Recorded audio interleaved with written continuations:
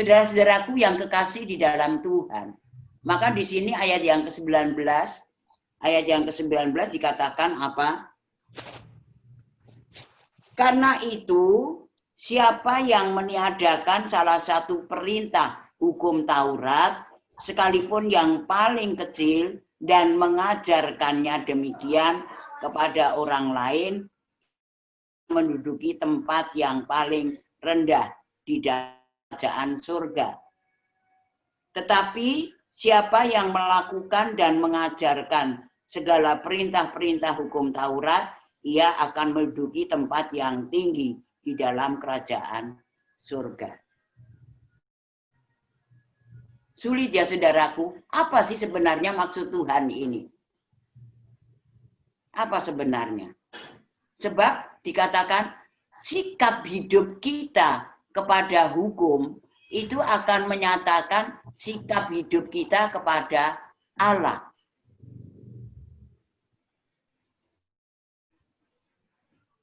Jadi maksudnya apa saudaraku? Kalau kita ini tidak taat atau meremehkan hukum, kalau kita meremehkan hukum, bahkan mengajarkannya kepada orang lain untuk bersikap yang sama, dikatakan bahwasanya keberadaan kita ini menjadi keberadaan orang asing di dalam janji Allah, di dalam Kristus Yesus. Sementara kita sudah diselamatkan dengan kematiannya. Ia mati buat dosa saudara dan saya. Ia bangkit memberikan pengharapan buat saudara dan saya. Maka itu dalam pujian tadi luar biasa itu. Bagaimana kita bersuka cita dalam pengharapan, kemudian bersabar dalam kesesakan, bertekun di dalam doa. Vitamin B3 buat setiap orang yang percaya. Agar supaya di dalamnya kita akan menjadi orang-orang yang menang. Sebab ketika kita menjadi orang-orang yang menang, hidup kita ini hanya kepada oleh kebenaran, sukacita, dan damai sejahtera. Bukan aturan-aturan manusia, saudaraku. Demikian juga ketika kita ini setia dan taat, menyenangi hukum, dan melakukannya dengan setia, dan mengajarkan kepada orang lain seperti itu, untuk setia dan taat, bahkan yang terkecil sekalipun, maka kita akan menjadi bagian keberadaan kita ada di dalam kebenaran. Kita akan menjadi milik Kristus. Kita akan menjadi milik kerajaan Allah. Kita akan hidup di atmosferi di dalam kerajaan Allah. Kalau kita terus di atmosferi di dalam kerajaan Allah, apa jadinya? Hanya ada kebenaran, ada sukacita, ada damai sejahtera. Di dalam rumah tangga itu pun ada damai sejahtera. Karena masing-masing suami, istri, anak-anak, dan semua keluarga melakukan segala tugas kewajiban masing-masing seturut dengan hukum. Tetapi ingat saudaraku, ketika seorang istri tunduk kepada suami dan suami mengasihi istri, tapi tanpa hukum Allah yang tertulis di dalamnya, maka itu sia-sia. Ketika kasih itu dilakukan dengan sepenuhnya, seperti yang tertulis di dalam Kolose 3 ayat yang ke-17 itu, apa saja yang kau lakukan, lakukanlah itu untuk Tuhanmu, untuk Tuhan Yesus, bukan untuk manusia. Maka luar biasa itu, Kolose 3 ayat yang ke-17 dan Kolose 3 ayat 23 itu. Jadi masing-masing dengan sukacita melakukan tanggung jawabnya. Tidak ada saling curiga, tidak ada saling menyangka, ya. Jadi kita bukan artinya membangun kehidupan demi kehidupan, anak-anak melakukan segala sesuatu tugasnya itu hanya untuk Tuhan, untuk menyenangkan hati Tuhan. Demikian juga istri, ketika istri itu tunduk kepada suami, itu dilakukannya hanya untuk Tuhan, menyatakan kesetiaan dan ketaatannya kepada Tuhan. Demikian juga suami mengasihi istri, bukan dengan melakukan dengan hukum dan kekuatannya. Sebab tanpa kasih, itu semua tidak akan bisa dilakukan. Itu ayat yang ke-19. Lalu pada ayatnya yang ke-20, saudara-saudaraku, bagaimana untuk kita orang-orang yang percaya ini? Karena begini, khotbahnya Tuhan Yesus di bukit, itu menyentakkan banyak orang. Jadi membuat banyak orang terkejut.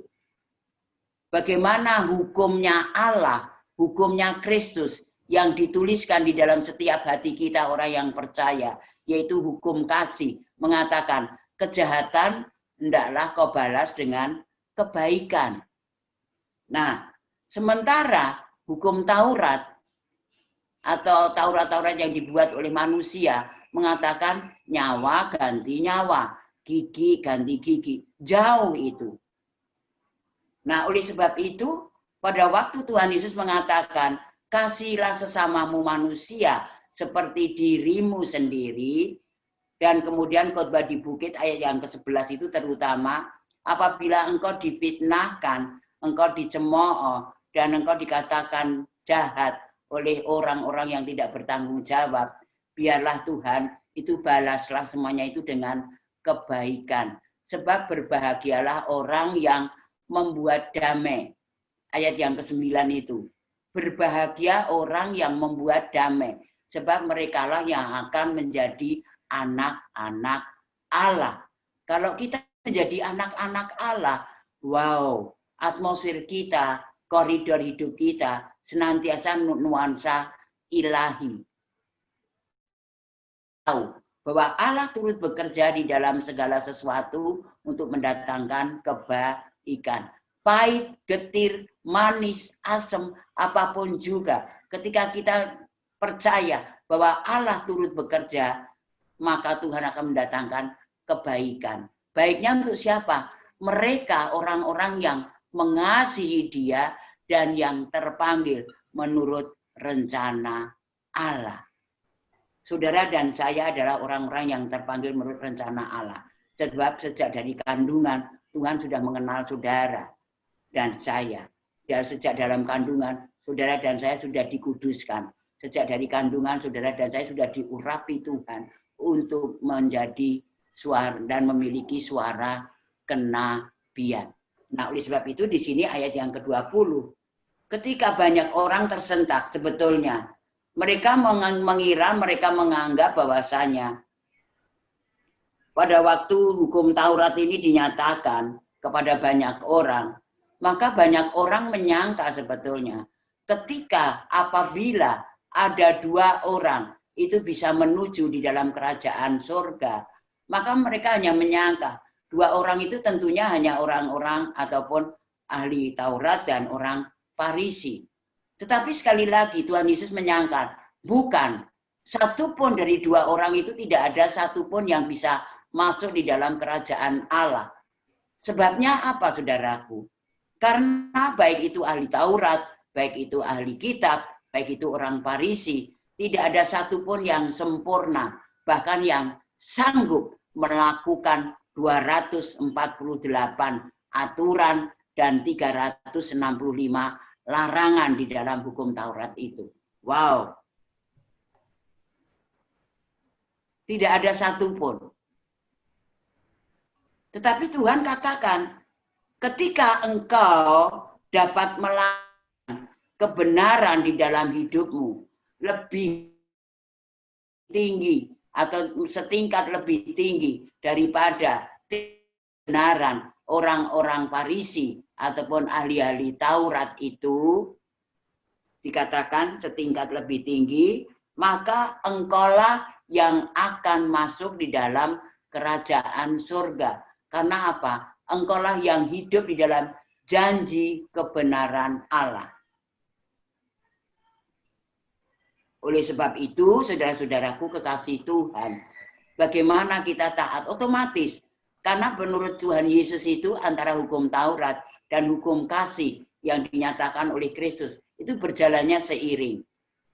Ketika ada hukum kasih yang digoreskan dan dituliskan di dalam kehidupan saudaraku, yang dilakukan dengan taat yang setia dalam kehidupan saudaraku dan saya, maka otomatis kita pun dimampukan melakukan apa yang dikatakan hukum Taurat. Itu pasti itu. Satu hal dan satu perkara yang kecil. Ketika kita lama bersama-sama di dalam rumah, karena dengan situasi kondisi pandemi ini, Goresan demi goresan, gesekan demi gesekan itu pasti sering. Itu normal, itu wajar. Tetapi bagaimana kita menyikapi goresan dan benturan demi benturan itu? Ketika kita menyikapi dan meresponi dengan positif, bahwa Tuhan hendak mendidik kita masing-masing dengan suami dididik dengan istri, istri dididik suami, anak-anak dididik oleh orang tua dididik oleh sikap perilaku anak-anak, maka terjadilah yang namanya dating di dalam rumah tangga, bukan discussing. Kalau discussing itu kita susah menemukan kesimpulan. Tapi kalau dating, kita akan terus membara, berkobar-kobar akan rasa kasih sayang yang Tuhan anugerahkan buat kita. Saudara-saudaraku kekasih Tuhan, malam hari ini kita boleh ditegur ataupun kita boleh dididik dengan kebenaran demi kebenaran Allah yang memang tidak gampang, saudara-saudaraku. Tetapi oleh kasih Allah kita boleh dimampukan ketika kita tinggal di dalam firman-Nya. Kita tetap ada di dalam pokok anggur yang benar. Kita selalu ada di dalam keakraban kita dengan Tuhan. Kita selalu ada di dalam keintiman bersama dengan Tuhan. Dan kita selalu ada di dalam hadirat Tuhan. Carilah wajahku selama aku dapat ditemui. Maka dikatakan siapa yang bertemu dengan wajah Tuhan, maka wajahnya akan terus berseri-seri. Situasi dan kondisi saat ini dengan peristiwa demi peristiwa, bahkan berita-berita yang ada di medsos itu, bagaimana di Bandung itu antrian orang yang mau bercerai. Wow. Bagaimana kalau kita orang-orang Kristen, orang-orang yang katanya percaya Kristus, katanya dipercaya dengan dan dipengaruhi dengan kasih Allah, kita melakukan hal yang sama, maka tidak ada bedanya. Kita pun menjadi orang-orang yang di luar kebenaran. Kalau kita menjadi orang-orang di luar kebenaran, bagaimana Tuhan diceritakan, bagaimana Tuhan Yesus disampaikan. Oleh karena itu, saudara-saudaraku, mari bersama-sama. Apapun juga yang harus kita hadapi, apapun juga yang harus kita lakukan, kita taat. Kehidupanku harus setingkat lebih dari model kehidupan orang-orang Farisi dan orang-orang ahli Taurat. Maka kita selalu ada di dalam kerajaan Allah, kita ada di dalam atmosfer kebenaran, kita boleh menjadi milik Kristus, dan kita senantiasa merasakan kasih Kristus. Hidup keluarga kita akan diberkati. Amin.